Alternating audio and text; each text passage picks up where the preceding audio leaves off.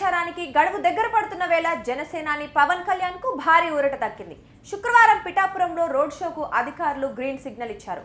ప్రచార గడువు 11వ తేదీతో ముగియనున్న నేపథ్యంలో 10వ తేదీన పిఠాపురంలో భారీ రోడ్ షో నిర్వహించాలని జనసేన పార్టీ నిర్ణయించింది.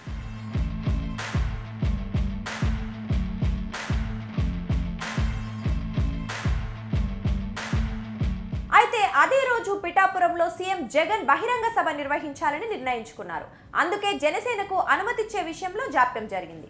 ఒకే రోజు వైసీపీ సభ, జనసేన రోడ్ షో ఉంటే నియోజకవర్గంలో ఉద్రిక్త పరిస్థితులకు దారి తీస్తుందని పోలీసులు భావించారు. చివరకు జగన్ సభను వాయిదా వేసినట్లు సమాచారం రావడంతో జనసేనకు అనుమతినిచ్చారు. దీంతో శుక్రవారం ఉదయం 10 గంటల నుంచి రాత్రి 10 గంటల వరకు నియోజకవర్గంలోని అన్ని గ్రామాలు కవర్ అయ్యేలా పవన్ కళ్యాణ్ భారీ రోడ్ షో నిర్వహించేందుకు సిద్ధమయ్యారు.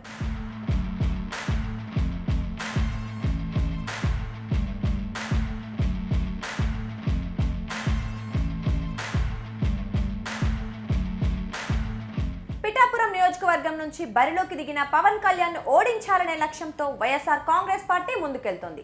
ఎంపీ మిథున్ రెడ్డికి పిఠాపురం నియోజకవర్గ బాధ్యతలు అప్పగించిన జగన్ ఎట్టి పరిస్థితుల్లోనూ పవన్ ని ఓడించి తీరాలని టార్గెట్ ఇచ్చినట్లుగా తెలుస్తోంది. మరోవైపు పిఠాపురంలో పవన్ గెలుపు లాంఛనమేనని, ఆయనకు 1,00,000 మెజార్టీ ఖాయమని జనసైనికులతో పాటు కూటమి నేతలు ధీమా వ్యక్తం చేస్తున్నారు.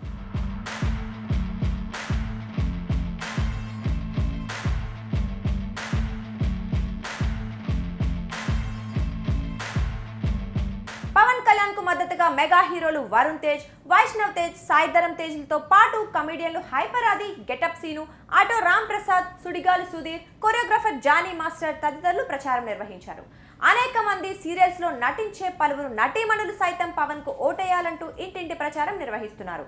తాజాగా పవన్ కళ్యాణ్ కు ఆయన అన్న మెగాస్టార్ చిరంజీవి మద్దతు ప్రకటిస్తూ వీడియో విడుదల చేశారు. ప్రజల కోసం నిజాయితీగా పనిచేసే తన తమ్ముడిని గెలిపించి అసెంబ్లీకి పంపించాలని ఆయన పిఠాపురం ప్రజలకు పిలుపునిచ్చారు.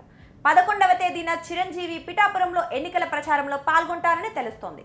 10వ తేదీన విజయవాడలో చంద్రబాబుతో సమావేశం కానున్న చిరంజీవి ఆ మరుసటి రోజు పిఠాపురం వెళ్లి పవన్ తో కలిసి ఎన్నికల ప్రచారంలో పాల్గొనున్నట్లు తెలుస్తోంది.